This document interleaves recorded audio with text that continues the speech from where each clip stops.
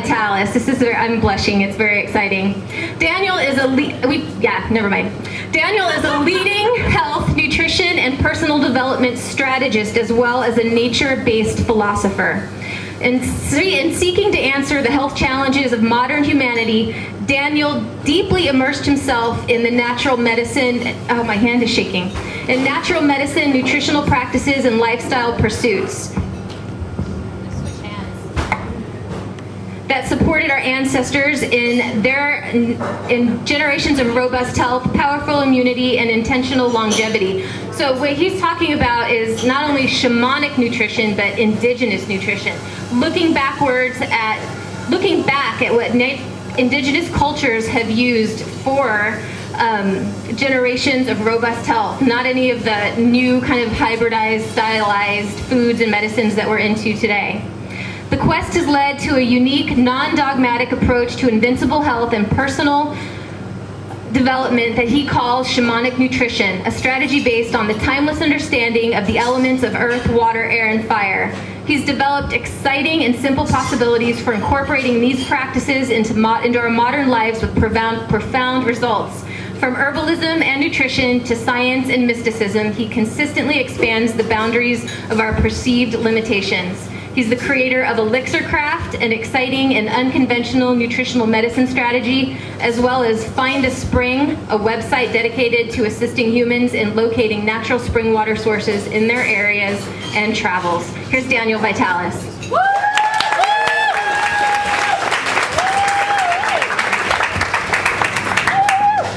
All right, we got to determine what's making that sound. If I keep making like the sound like a quail beating its wings on this, will you guys warn me about that? How's it sound right now? Good. How about if I... Oh yeah.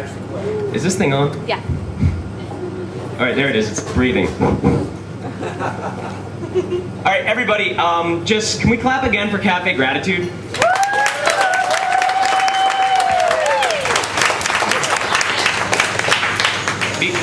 Because I've been touring around and teaching, you guys can hear me okay in the back? You hear me okay? Because I have this opportunity to go around teaching, I get to go to a lot of these kind of restaurants around the country, but Cafe Gratitude is a really special place. Really special place. So again, it's amazing to be here. And I actually was just visiting, where were we last night? Berkeley. At the Berkeley one, and had anyway, amazing. So thank you all for coming. I want to say, before I start, somehow I've become like a really controversial character in the raw food community. Who's from the raw food community? And the health food community?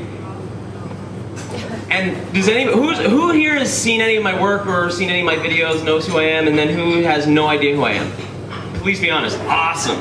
Okay, for those who don't know me, I do kind of want to push the boundaries a little bit. Is everybody okay with that? Yep. If you're okay with that, just say yes right now. Yes! Okay, and if you're somebody who didn't participate, like a whole bunch of people over there, this time, if you're okay with that and you really are okay with it, say yes.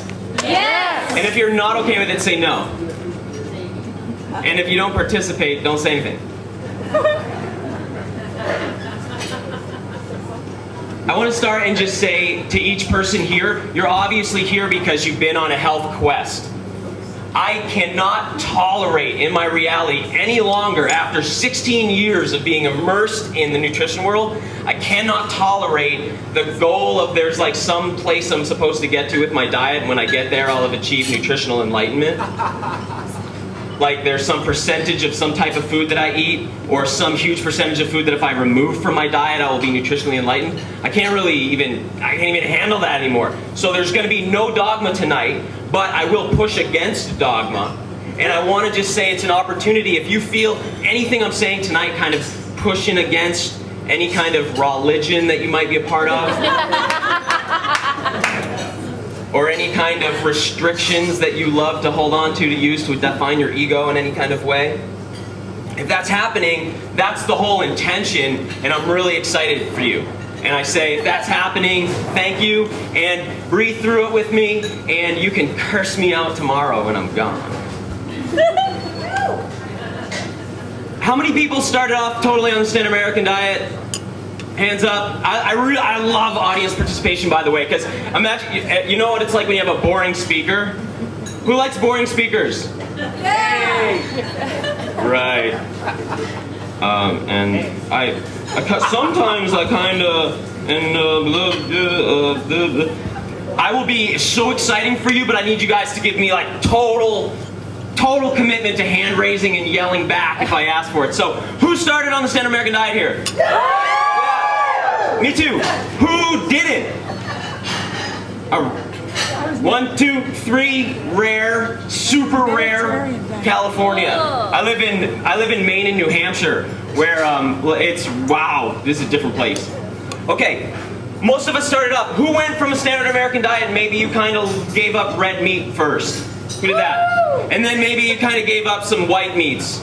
And then maybe you went from that and you gave up fishes, and then kind of maybe dairy products, and then got onto vegetables and maybe a vegan diet, and then like a raw food diet. Anyone follow that kind of path? Yes. Cool, I did that too. And I'm over it. What happened to me was I started out completely toxified by the industrial nutrition strategy. Toxified more in my mind than in my body. That is so absolutely true, because I know people super toxic who live super long. But where the real poison is in your mind, being raised on that strategy, being raised to see the world in that kind of a way, right? But we all, a lot of us started there. 3 people in the room didn't. You're lucky. Did you end up onto by the way, those 3 people? Did you end up on the Standard American Diet? For a little while. Yeah. Okay. Great. We're all in the same boat. So I went through that strategy, which I think is fantastic. I want to give a lot of appreciation, and I want to express gratitude that if you've gone through that process, then you're right on track. What I found out was I had this whole thing of getting onto a raw food diet. I actually had this whole trip about wanting to be a breatharian. Anybody kind of had that thing? Right. So I went through all that stuff. I was going to do that. Okay. I really was about getting to that 100% raw food situation. And I did that. I did that for, wow, almost 10 years of my life. What I found out was that once I achieved that, there was no like magical enlightenment that happened and I didn't become perfect, but it was really great. I cleansed myself of a ton of industrial pollution. Super valuable. Then I realized essentially what it is when I got to that place was I got to level 1. That's level 1, right? So a lot of people get to that 100% raw food diet situation that they're really chasing after, and they're like, wow, I've made it. I'm at the top of the nutritional food pyramid, and I'm looking down at everybody else as they try to climb their way to what I have achieved. And then it's like, oh wait, that's just your white belt. You just go, okay, cool. Level 1, you cleansed.